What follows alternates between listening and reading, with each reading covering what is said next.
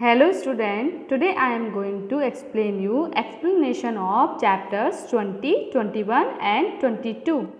Chapter number 20 India's extremes. देखो बच्चों, ये जैसे कि हमें पता है कि इंडिया है हमारा भारत देश, उसमें काफ़ी सारी वैरायटी है ना। क्योंकि हमारे भारत देश में से हम भले ये हिंदुओं का देश है, बट यहाँ पर हमें काफ़ी वैरायटी मिलती है। जैसे कि हमारे यहाँ पर हम यूनिटी इन डाइवर्सिटी में बिलीव करते हैं, राइट। क्योंकि हमारे भारत में अलग अलग तरीके के लोग रहते हैं। वैसे ही हमारे भारत में सिर्फ ये वास्ट कंट्री है, इसलिए लैंड की भी यानी कि अलग अलग टाइप की लैंड भी यहाँ पर दिखी जाती है।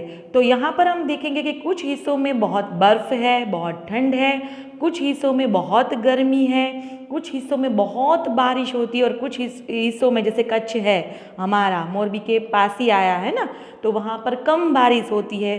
तो हम यहाँ पर ये जो हमारी इंडिया की जो वैरायटी है, unity in diversity of land, वो यहाँ पर हम समझेंगे। Okay, so first one is, आप यहाँ पर देख सकते हो picture, it is the northern most part of India.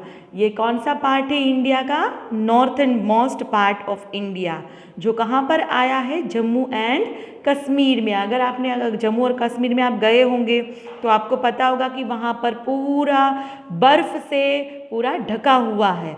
वहाँ पर जो, और हम जहाँ पर रहते हैं वहाँ पर क्या है?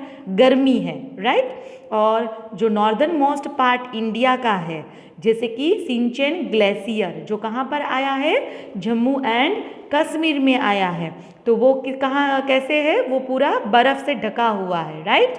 Now second one, it is the coldest place in India. आपको पता है बच्चों, वहाँ पर जो तापमान है वो -40 डिग्री है, यानी कि आपको वहाँ पर सबसे ठंडा प्रदेश अगर कोई पूछे तो उसका आंसर आएगा द्रास, जो भी कहाँ पर है? जम्मू एंड कश्मीर में। वहाँ पर याद रखना, it is the coldest place in India, और जहाँ पर तापमान रहता है -40 कौन सा, क्या आंसर है उसका?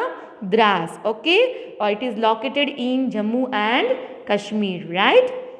नाउ थर्ड वन आप देख सकते हो, हमारे मोरबी के नज़दीक क्या आया है? कच्छ, जिसको हम बोलते हैं कच्छ नहीं देखा तो कुछ नहीं देखा। तो यहाँ पर आप देख सकते हो कि हमारे साइड गर्मी का तापमान बहुत ज़्यादा होता है, क्योंकि कच्छ है वो रण का प्रदेश है और वहाँ पर बारिश कम होती है। ओके, क्या है वहाँ पर? It is the western most part of India, जिसका आंसर है गौहार मोटा, जो कहाँ पे आता है? कच्छ, गुजरात में, यानी कि हमारे प्रदेश में। ओके, और मैं आपको रियल लाइफ बता दूँ, India is non for its unity in diversity, so love your country, it is really very beautiful. भले हम सब अलग अलग है, बट हमारी अनेकता में ही एकता है। Okay, now the fourth one, it is the eastern most part of India, यानी कि वो ईस्ट पार्ट में आया है इंडिया के। ओके, और वो क्या है? किबिथु, जो कहाँ पर आया है? अरुणाचल प्रदेश में। कहाँ पर आया है?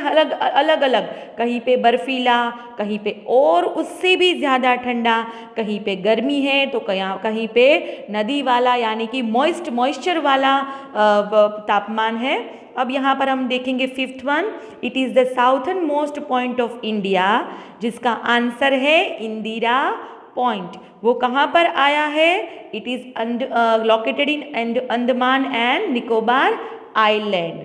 तो आप देख सकते हो, हमने नॉर्थ से स्टार्ट किया और कहाँ पर ख़त्म किया? साउथ तक। तो चारों डायरेक्शन में अलग अलग टाइप के लोकेशन होते हैं, अलग अलग टाइप के तापमान होते हैं। अब हम देख रहे हैं sixth one, it is the largest river island in India. अगर कोई पूछे कि लार्जेस्ट रिवर आइलैंड कहाँ पर है इंडिया में, ओके, तो that is located in Assam, और उसका आंसर है मजूली आइलैंड, जो कहाँ पर आया है? आसाम में। तो आपको क्या याद रखना है? लार्जेस्ट रिवर आइलैंड जो इंडिया में आया है, it is located in Assam, और वो कहाँ पे है? मीन्स कौन सा नाम है उसका? Majuli island. Now it is the highest mountain peak in India, जो सिक्किम में आया है, और उसका आंसर है कंचनजंगा। ओके, क्या आंसर है? कंचनजंगा। ओके, और 8th one, last one, it is the wettest place in India. जैसे मैंने आपको बताया था कि कहीं पे बहुत बारिश होती है, वैसे ही वेटेस्ट प्लेस माने वहाँ पर बहुत सारी बारिश होती है। तो वो कहाँ पर आया है? वो आया है मेघालय में, और इसका नाम है Mawsynram. Mawsynram is located in Meghalaya. Understand? तो ये सारी चीज़ें आपको याद रखनी है कि कहाँ पर बर्फ़ ज़्यादा पड़ता है, कहाँ पर बहुत गर्मी वाला वेदर है, कहाँ पर वेटेस्ट प्लेस है। तो ये याद रखोगे, क्योंकि जैसे कि मैंने आपको बोला कि हमारा भारत देश है वो क्या है? Unity in diversity. अब यहाँ पर हम अमेजिंग फैक्ट देखेंगे। Kutant in Kerala is the lowest region of India. It is also one of the lowest regions in the world where farming is done 4 to 10 feet below the sea level. आपको ये जानकर हैरानी होगी कि यहाँ पर जो फार्मिंग करते हैं वो सी के भी, यानी समंदर होता है उसका जो लेवल होता है उसके भी नीचे 4 से 10 फीट वहाँ पर पौधे और प्लांट्स उगाए जाते हैं। So this is the really amazing fact, right? अब टाइम है quiz time. Tick the correct answer. It is one of the hottest place in India. तो क्या आएगा? बारवानी, बी। ओके, जो सबसे बड़ा गर्म प्रदेश है। ओके, तो क्या याद रखना है आपको? B, Barwani. Now second one, which is the coldest place in India? As I already told you, it is Dras and located in Jammu and Kashmir, right? And the third one, the highest mountain peak in India is located in Sikkim. जो क्या था? Kanchenjunga. Okay? So now we will move to the chapter number 21. That is tales of Panchatantra. पहले तो मैं आपको बताऊं पंचतंत्र के बारे में कि ये पंचतंत्र कहाँ से लिया गया है। ये पंचतंत्र लिया गया है हितोपदेश से। कहाँ से लिया गया है? हितोपदेश से। आपको ये बात मुझे बताने के लिए बात बतानी है कि पंचतंत्र की बात जो स्टोरी है वो आपने सुनी हुई है, बट ये पंचतंत्र क्यों बनाया गया? आपको पता है कि पहले के ज़माने में एक राजा के 4 बच्चे थे। ओके, राजकुमार, 4 राजकुमार थे, वो चारों बुद्धू थे। तो राजा बहुत उसके बारे में चिंतित हो गए कि ये बच्चों को मुझे बुद्धिमान बनाना है, तो कैसे बनाऊं? फिर वो अपने चारों राजकुमारों को लेकर एक ऋषि के पास गया और ऋषि को बोला कि आपको इसको क्या करना है, ये मेरे चारों बच्चे वो बुद्धू है, उसको होशियार बनाना है। इसीलिए जो वो ऋषि थे उसने अलग अलग टाइप की स्टोरी बनाकर उसको बोध दिया, ज्ञान दिया, और उसकी जितनी भी ये स्टोरी है जिसको हम बोलते हैं पंचतंत्र की कथा है, वो जो कहाँ से ली गई है? हितोपदेश से। ये आपके जनरल नॉलेज के लिए बात थी। अब हम मूव कर रहे हैं और ये सारी स्टोरी आपने सुनी हुई है, और अगर आपने नहीं सुनी हो तो you can search in YouTube. अगर आपको नाम वहाँ पर आप टाइल करोगे तो फिर आपको वो स्टोरी आ जाएगी। Okay, so now look at the pictures given below and recognize the story by their morals. Write their names in the given blanks using the help box. Discuss the stories in the class. जैसे कि first है first one, that is always listen to good advice. यानी हमें हमेशा किसी की जो अच्छी सलाह अगर कोई हमें देता है तो वो हमें फॉलो करनी चाहिए। तो वो कौन सी स्टोरी है? The geese and the tortoise. आपको पता है ना कि अगर आपने ये स्टोरी पढ़ी होगी या सुनी होगी तो पता चलेगा कि लपलपिया काचबा की एक स्टोरी है। जो काचबा है, जो टॉर्टोइज है, वो इतना बकबक करता रहता है और उसको बोलने की बहुत आदत होती है। तो उसको एक बार है ना सैर करने की इच्छा होती थी, और उसके 2 फ्रेंड्स थे गीज। तो गीज ने बोला कि चलो आज मैं तुझे लेके जाता हूँ। तो उसने बोला कि चलो मैं तुझे उड़ाता हूँ, बट एक शर्त है, तू अगर अपना मुंह खोलेगा तो तुम नीचे गिर जाओगे और मर जाओगे। बट टोरटोइस बात नहीं मानता है और वो अपना मुंह खोलता है और ज़मीन पे गिरकर मर जाता है। ये स्टोरी पूरी नहीं बताऊंगी क्योंकि आपको फिर इंटरेस्ट नहीं रहेगा, इसलिए आप सर्च करना और ये स्टोरी देखना, बहुत मस्त स्टोरी है। ओके, तो always listen to good advice, यानी हमें किसी की अच्छी सलाह माननी चाहिए। तो वो कौन सी स्टोरी है? The geese and the tortoise. Now the second one, unity is strength, एकता में बल है। ओके, तो इसमें भी वैसे ही बात है, एक बूढ़ा जो कबूतर है वो उसका पूरा एक ग्रुप होता था और उसने बोला था कि जब वो पूरा झुंड एक साथ उड़ रहा था, उसको ज़मीन पर कुछ दाने मिले तो वो सब ललचाए कि चलो हम नीचे उतरकर वो दाने चुगते हैं। तो वो बूढ़े कबूतर ने सबको मना किया कि हमें नहीं जाना चाहिए, मुझे लग रहा है कि वहाँ पर हमारे लिए कोई जाल बिछाया गया होगा। बट कोई भी कबूतर उसकी बात नहीं मानता है और फिर वो सब सारे एक साथ नीचे उतरते हैं और हंटर उसके ऊपर वो जाल डाल देता है। तब फिर वो बूढ़ा कबूतर बोलता है कि देखा ना, आपने मेरी बात नहीं मानी।